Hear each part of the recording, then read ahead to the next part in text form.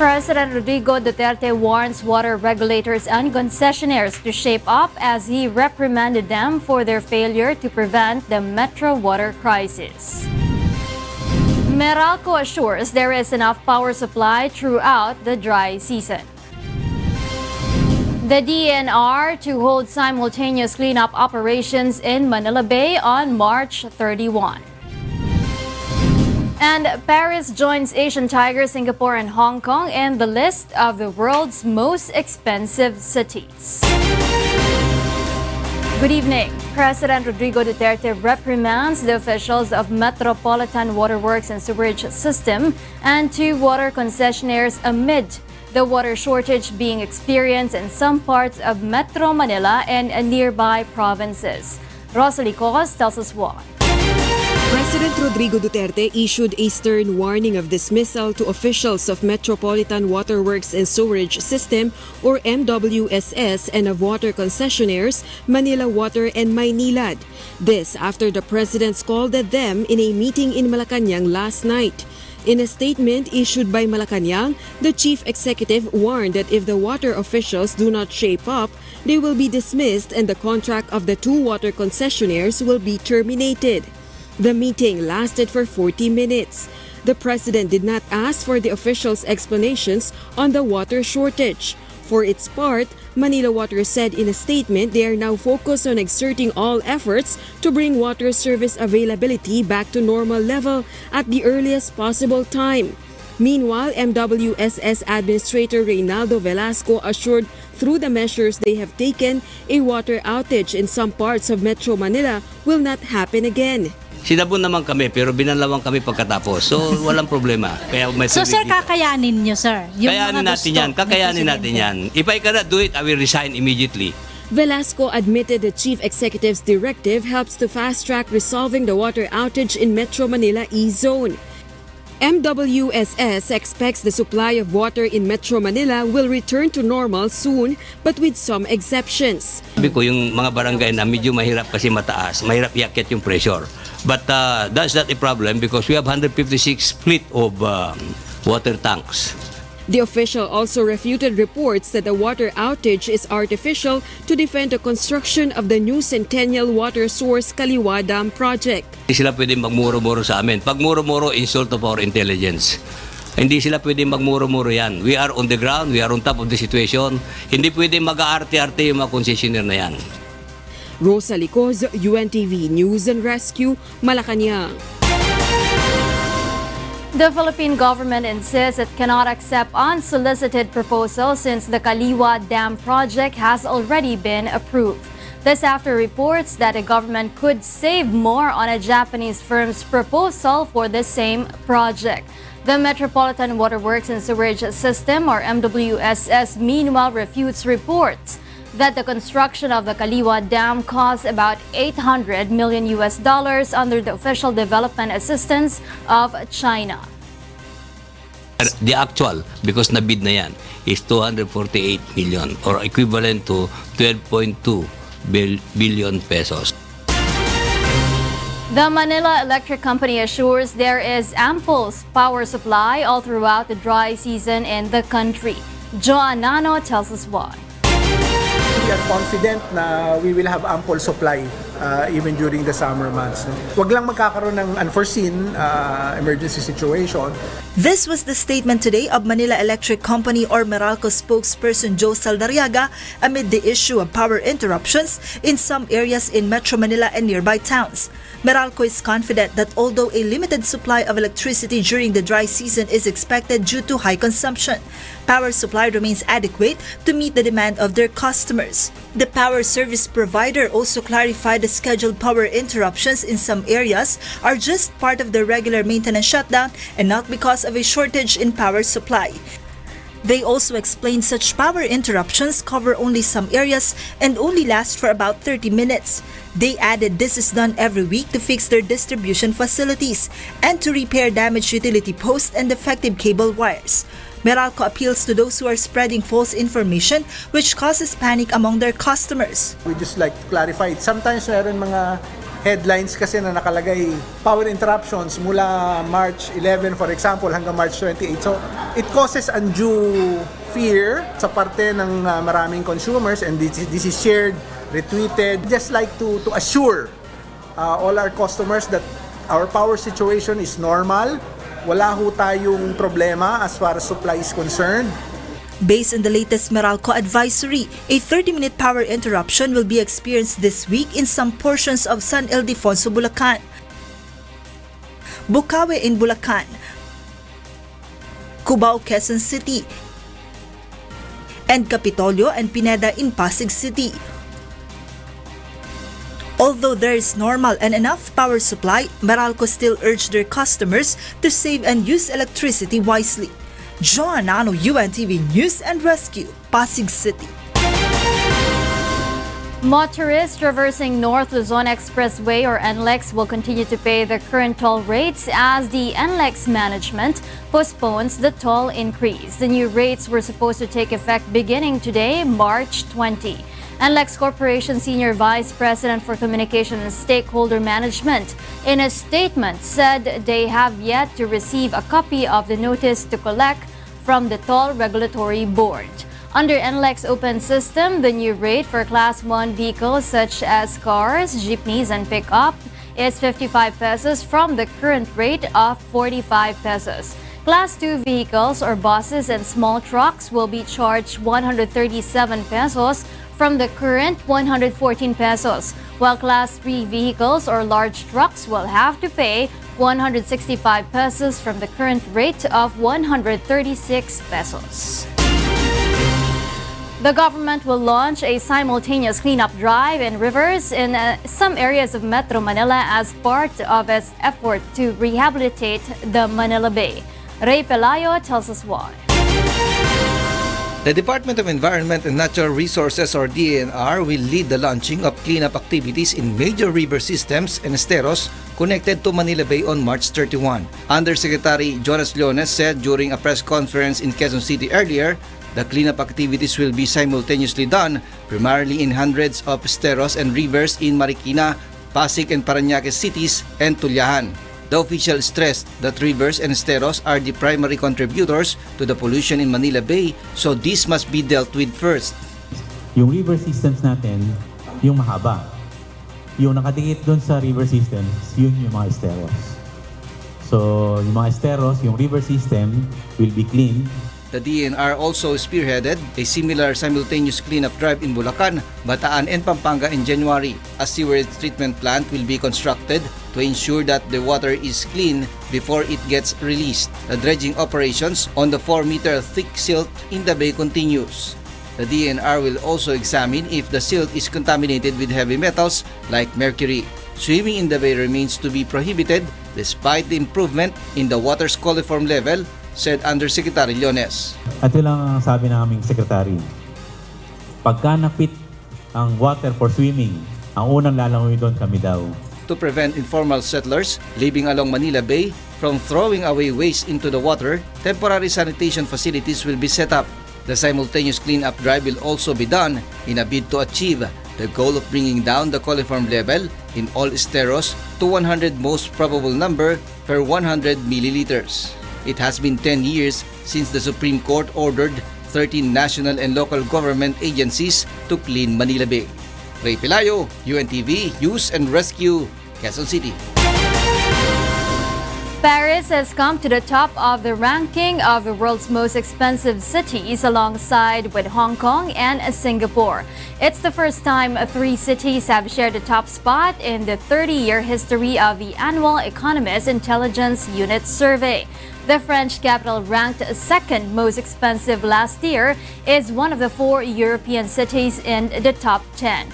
The survey compares the cost of 160 items such as food, drink, transport, utility bills, and rent in 133 cities. It then tracks whether prices have gone up or down by comparing them with the cost of living in New York, which is used as the benchmark. The annual index was assigned to help companies calculate cost of living expenses for expats and business travelers. The Economist Intelligence Unit noted that costs in the cheapest cities were low by Western standards, partly because low wages limiting household spending are the norm there. It also said a growing number of locations were becoming cheaper because of the impact of political or economic disruption, citing crisis-hit Caracas in Venezuela and war-torn Damascus in Syria, which are at the bottom of the list.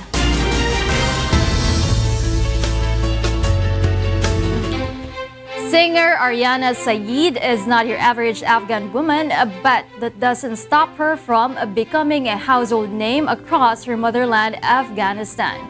Nina tells us why.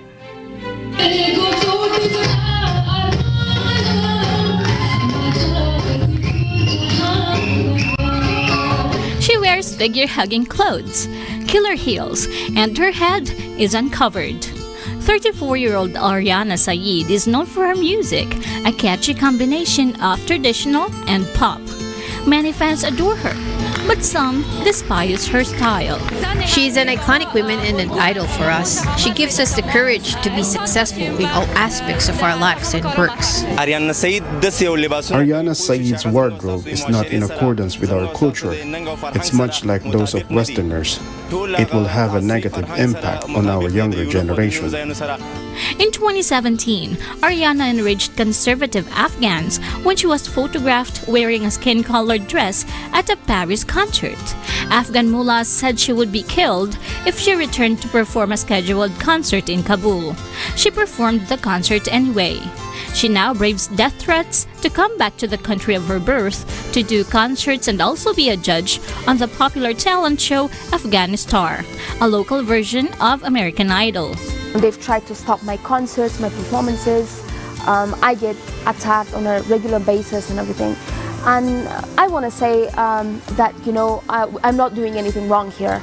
Music is a big part of our culture in Afghanistan. Ariana was born in Kabul, but fled Afghanistan's civil war at age 8 with her family, stopping in Pakistan, then Switzerland. After the family's asylum case was rejected, they hired a smuggler to get to London and settled down there. During the current visit to Kabul, she took time out to buy and deliver toys to children in hospital undergoing cancer treatment. Well, the purpose, first of all, just see them, just give them good feeling, meet them, talk to them. And the second reason for us is I want to find out exactly what type of cancer they have and how they're getting treatments, if the treatments are working, what they need here in the hospital. Ariana still tries to do as much as she can for ordinary people, not just for her fans. Nina Armilio, UNTV, News and Rescue. Up next on Y News. The COMELEC tags Mindanao and 3 other areas as election hotspots ahead of the May midterm polls. And 6 Russian volunteers begin preparing in isolation ahead of their moon flight experiment. Thank you for keeping me company in the first part of Y News. More reasons behind the stories with William Theo after this quick break. I'm Rina Blimor Camera. Good evening.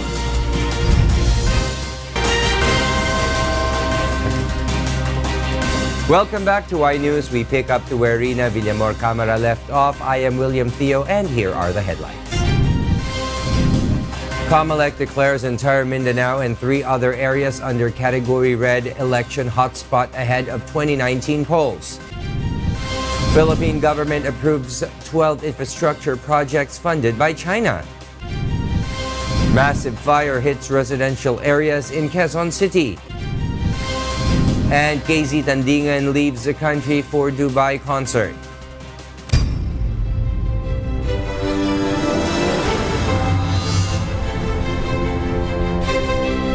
The Commission on Elections declares Mindanao under Category Red election hotspot. Aiko Miguel tells us why.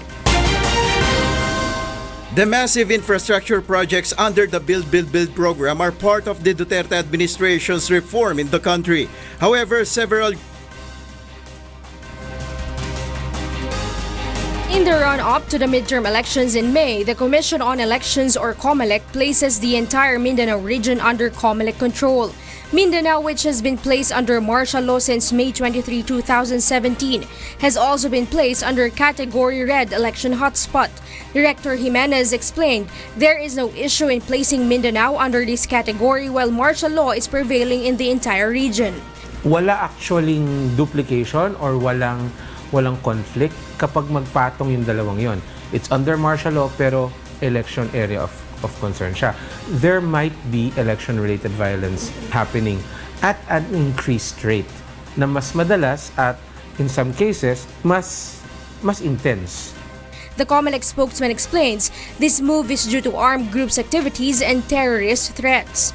Jimenez added this is unprecedented. If you pursue them in one place, they will go into a different place within the same region. So, minabuti na ng COMELEC na yung buong region na ang ilagay sa category red na hotspot. Aside from Mindanao, the red election hotspot category also includes Jones Isabela, Lope de Vega Northern Samar, and the entire Abra province. Aiko Miguel, UNTV News and Rescue, Manila. The armed forces of the Philippines are confident that they have enough troops in Mindanao ahead of the 2019 national and local elections in May. Leia Ilagan will tell us why. The Armed Forces of the Philippines, or AFP, assures preparedness in maintaining security and peace in Mindanao as the midterm elections draw near. Public Affairs Office Chief Colonel Noel Duterte said 60% of the entire AFP force are deployed in Mindanao, so there is no need for reinforcement at present. To address the terrorist groups, you can never prepare enough, but I can daily say that our troops are prepared and we are capable. Kasi particularly in Mindanao, we have the full cooperation of the local government units. Mindanao is under Commission on Elections or COMELEC control, which means the poll body has the authority to deploy military and police personnel in the region. Duterte shared they will realign troops depending on the security needs in the provinces in Mindanao. They are set to put in place additional checkpoints and mobile patrol units to avert the movement of armed groups in Zamboanga, Cagayan de Oro, Davao, Butuan, Jansan, Marbel, and Tacurong. The AFP's combat operations also continue in Hulo, Basilan, Central Mindanao, parts of Davao, and Surigao. Kahit anong changes, we have enough troops in Mindanao. We will just relocate some troops siguro to address kung ano ang prevailing security needs na makikita ng COMELEC. Leia Ilagan, UNTV News and Rescue, Camp Aguinaldo.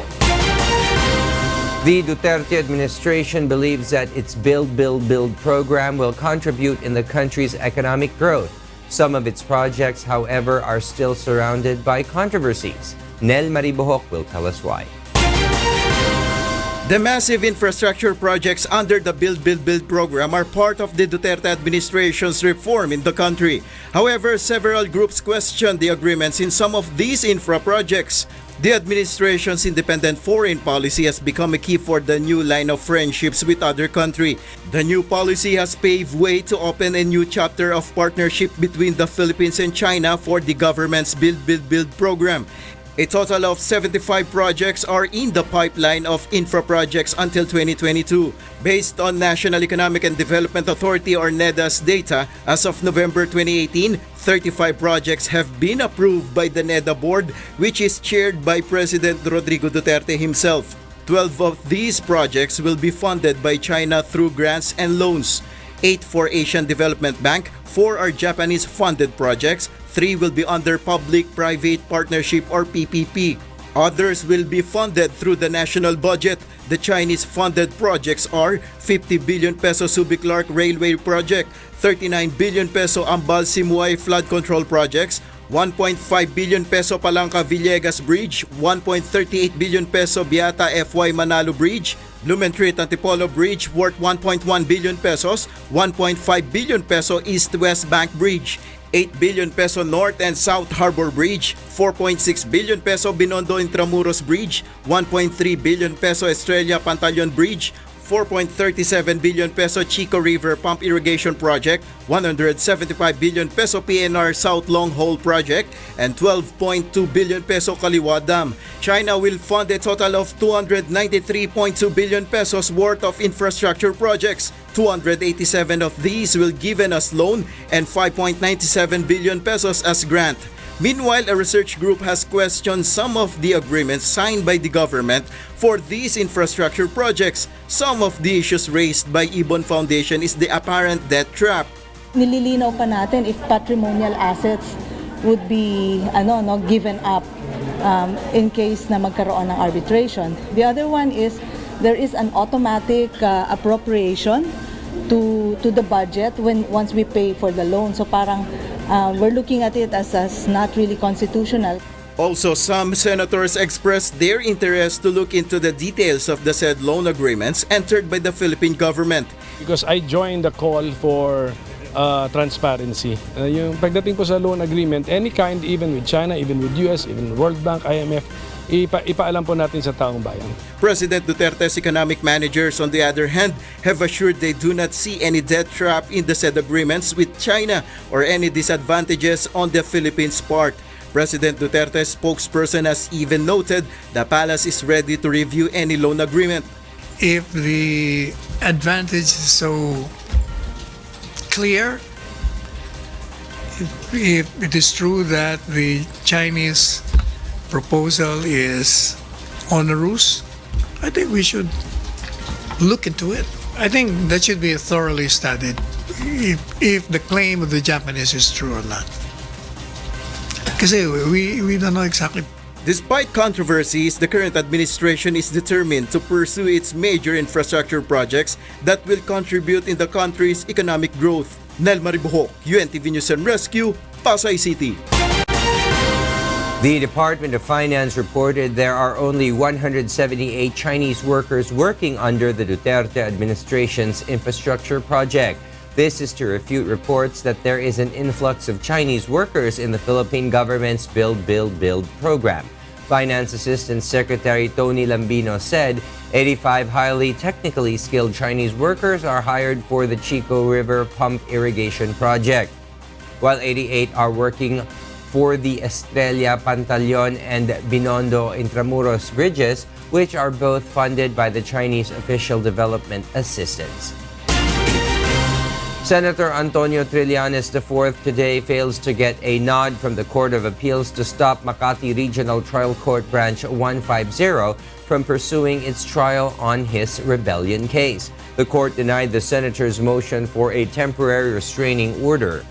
In a 3-page order of the Appellate Court's 9th Division, the court said the trial cannot be halted, as this is tantamount to approving the senator's plea without undergoing a trial process. The senator's rebellion case related to the 2007 Manila Peninsula siege resurfaced after President Rodrigo Duterte nullified the amnesty the previous administration granted the senator. The trial on Trillanes' rebellion did not push through today and was rescheduled for May 27 by Judge Elmo Alameda. In other news, low water pressure challenged fire marshals to control a fire incident in Quezon City today. Mai Bermudez will tell us why. Smoke billowed this residential area in Barangay Damayang Lagi in Quezon City today. It became a challenge for Bureau of Fire Protection or BFP marshals and other volunteer fire brigades to control the fire. Some 750 families have been affected, while 250 structures and houses either turned into ashes or got damaged. Looting and stealing became an option for some. The Assist family's television screen was not spared. Wala na po. Akutin namin yung gamit. Wala na po. Oo. Gano'n po kalaki yung 24 inches po.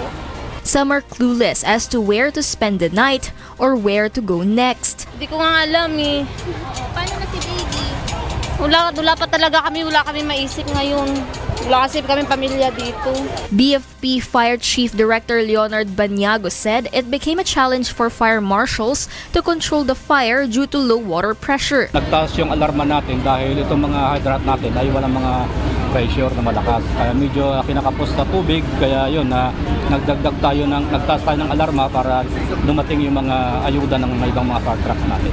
The fire broke at past 1:30 this afternoon from the 3-story house of a certain Sonny Casas, according to BFP. Authorities are still investigating its cause. An estimated 2.5 million pesos worth of properties were burned. May Bermudez, UNTV News and Rescue, Quezon City. Russia begins its mock moon flight experiment. Ferdy Petalio will tell us why. 6 volunteers from Russia and the United States locked themselves up for 4 months for a space experiment ahead of the 50th anniversary of the first moon landing. 3 males and 3 females are participating in the Sirius 19 isolation study, in which they will live, work, and research in isolation from the rest of the world. Through virtual reality conditions, the volunteers will dock with the space station, land on the moon, and even perform a few moonwalk. Project researchers said the goal of the joint project by NASA's Human Research Program and Russia's Institute for Biomedical Problems is to test the psychological risk of a long-term isolation. All crew members will be closely monitored throughout the experiment to assess the impact of isolation on stress levels, hormone regulation, immunity, and sleep. Ferdy Petalio, UNTV News and Rescue. KZ Tandingan flies to Dubai for another overseas performance on Friday. Here's why from Asher Kadapan Jr.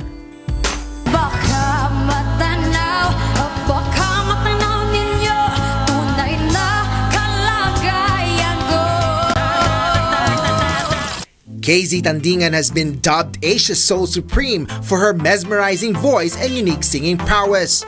She is also known for amazing Wish-clusive videos, including a rendition of Two Less Lonely People in the World, which has about 60 million views and counting. There's 2 less lonely people in the world, and it's gonna be fine.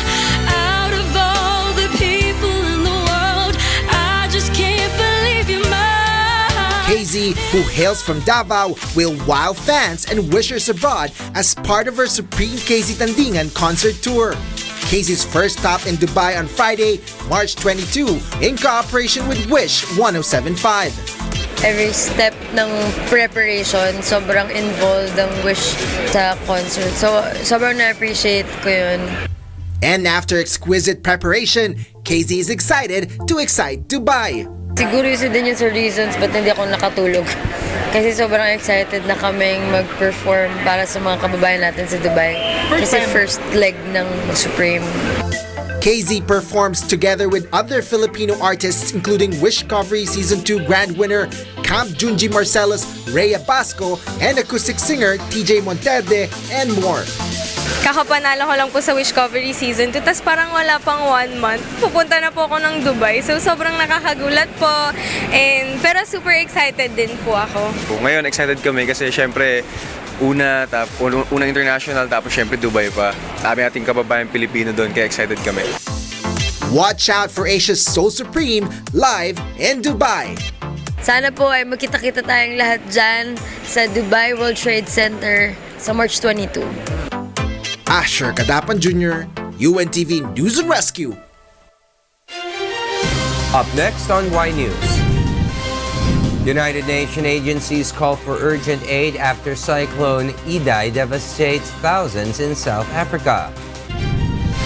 And Harry Potter studio tour in London shares first look at new Gringotts Bank attraction.